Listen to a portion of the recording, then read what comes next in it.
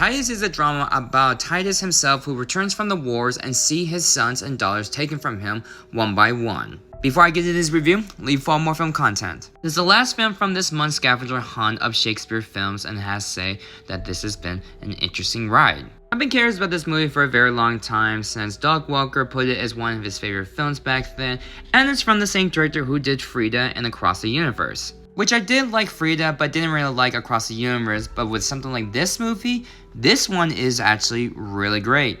Anthony Hopkins is just perfect in this movie that I'm genuinely surprised that this is now the only Shakespeare film I've seen that has him in it. He's very meticulous at what he has to say that makes the dialogue seem very natural, and the style that goes along with this movie is very interesting. The look of this movie kind of reminds me of something around the lines of Rocky Horror Picture Show or even Pink Floyd's The Wall. Which for a Shakespeare adaptation, it's definitely an interesting choice, but it definitely does make sense that feels natural about it. The story was really interesting that even though the movie is 2 hours and 40 something minutes long, I still was relatively engaged. Alan Cummings as the main bad guy in this movie was a delight to watch that he really did make the Shakespearean dialogue work.